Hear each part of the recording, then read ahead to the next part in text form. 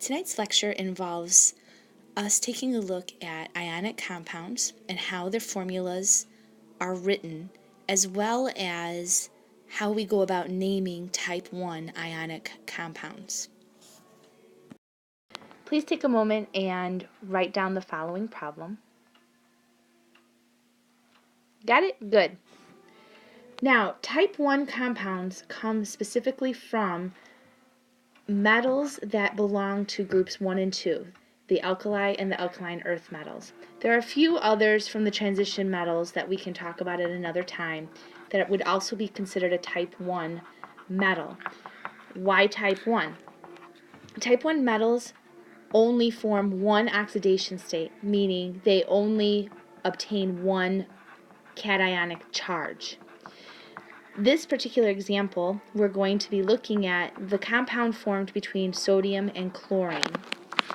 When we do something like this, the first step we have to do is think about the number of valence electrons of each element involved. Please take a minute here and take a look that we're talking about sodium, which is a metal, and we're talking about chlorine, which is a nonmetal. Ionic compounds are the chemical compound that form a bond between a metal that forms a cation and the nonmetal that forms an anion. So let's take a look. Sodium, as you know, has one valence electron because it's in group 1, the alkali metals. We can use something called Lewis structures and draw the one valence electron like this. For chlorine, we can draw the Lewis structures like this. 1, 2, 3, 4, 5, 6, 7.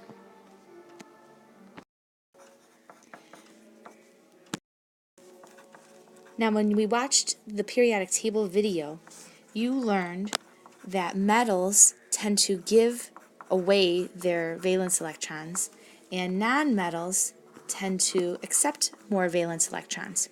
We know that sodium wants to let go of its one valence electron, and we know that chlorine wants to obtain one more.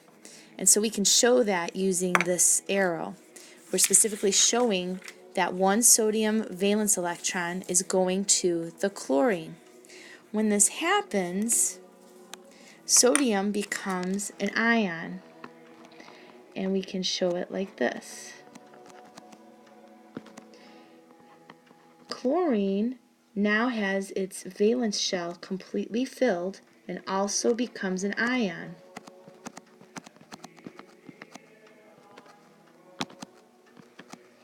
With a charge of -1, and sodium has a +1. Together, when we combine the two, they form the compound NaCl.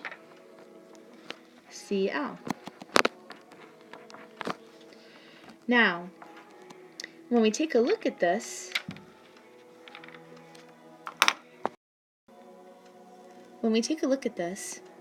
we have to look at the charges of both our metal and our nonmetal, our cation and our anion, and we have to think about how many of each we're going to need in order to have an electrically neutral compound. And so I think that you can see that a +1 and a -1 cancel out. So if we take a look at that mathematically speaking here, a 1 plus a -1 equals 0. So this compound is electrically neutral, and compounds must be electrically neutral. So this is our final formula for the compound that forms between sodium and chlorine. Now, the big problem is, how do we name this? Let's take a look. Okay, sorry, I had to erase that real quick. When we have type 1 compounds, for type 1 compounds,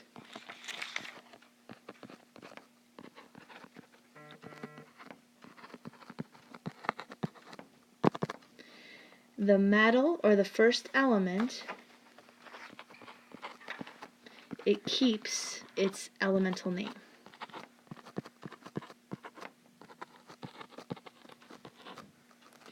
The nonmetal drops the ending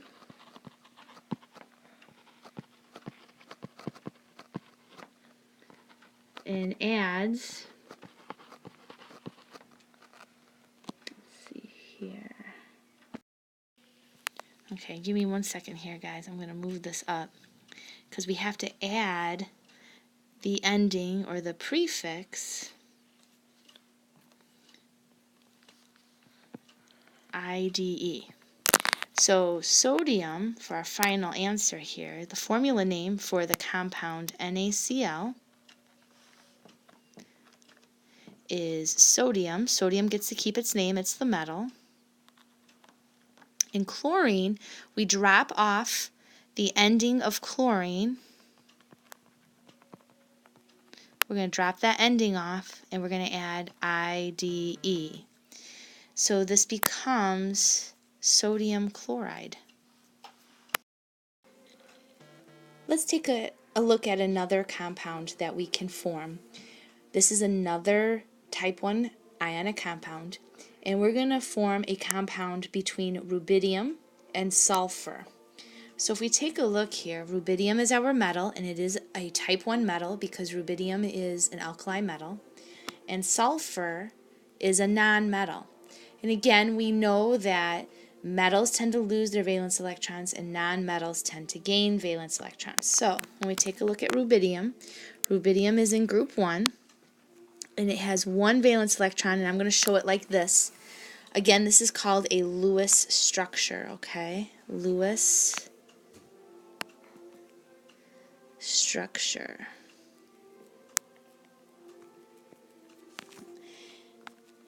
Sulfur has 6 valence electrons. So 1, 2, 3, 4, 5, 6. So just like before, we know that the metal is going to donate its electron, but in this particular case, sulfur is not satisfied. It doesn't have the full octet when rubidium gives up its 1 valence electron. So what are we to do? Well, another rubidium is going to be needed. So a second rubidium atom is going to have to come along and donate its valence electron to sulfur. So now when we go to write out our little equation to figure out our formula, we now know that we have 2 rubidium ions or cations. So we write 2 rubidium ions and 1 sulfur ion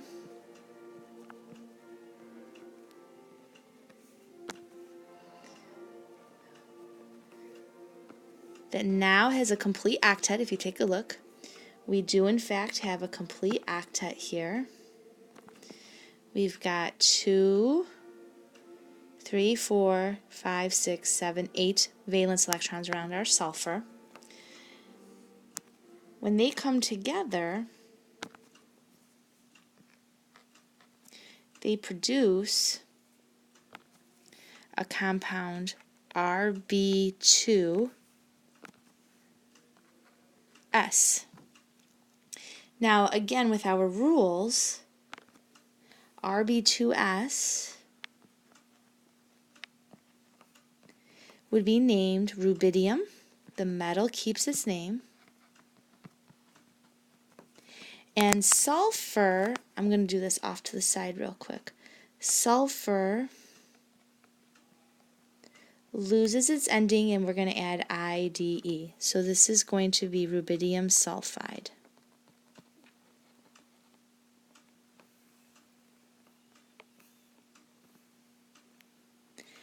And that's how we write type 1 ionic compounds and name them.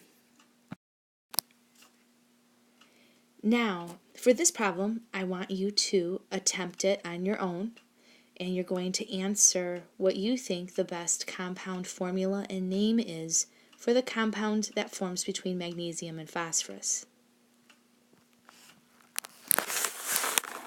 Okay, let's take a look at this problem. I know you already know the answer based on your answer or response in PlayPosit, but let's take a look at this anyways. We have the metal magnesium, and we have the nonmetal phosphorus. So we start with that. We're going to draw the Lewis structure of magnesium, and we know that magnesium has 2 valence electrons. Phosphorus is in group 15, and we know from that it has 5 valence electrons. So I draw 5 dots. Right off the bat, I know you probably understood to take and give the magnesium electrons over to the phosphorus because that's what metals do. And you didn't have enough. So you brought in another magnesium with 2 more valence electrons. Well, 1 valence electron is all that this phosphorus needed. So what do? Yes, you simply bring another phosphorus over.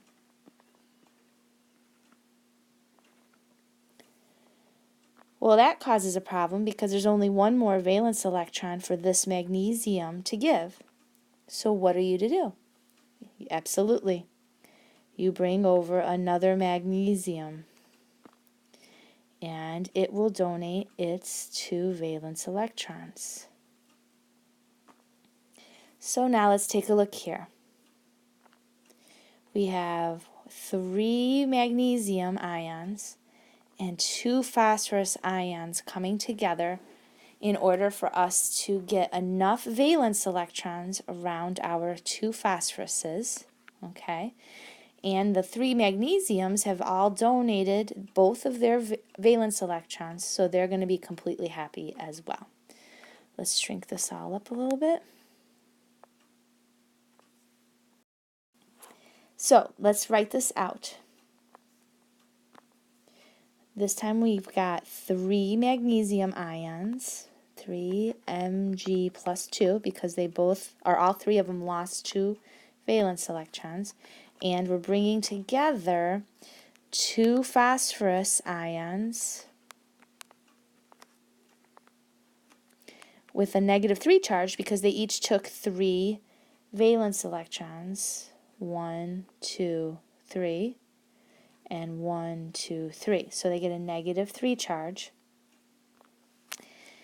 Let's see here. We got to show our 8 valence electrons. And when all is said and done, we have a compound Mg3P2. And yes, for right now, I want you to do these problems exactly in this way with all 3 steps. You're first going to figure out who's giving the electrons over. This gives you some Lewis structure practice. Then you're going to write out what's happening as an equation format. We have our reactants here and our product. The last thing you're going to do is name this for me. So again, we know that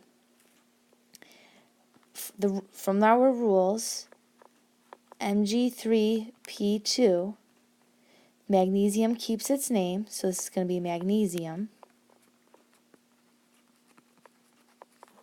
Now phosphorus, I'm going to go up here in the upper right hand corner, or actually I'm going to go to the name up here. Phosphorus loses its ending and we're going to replace it with an IDE ending. So our final answer is magnesium phosphide.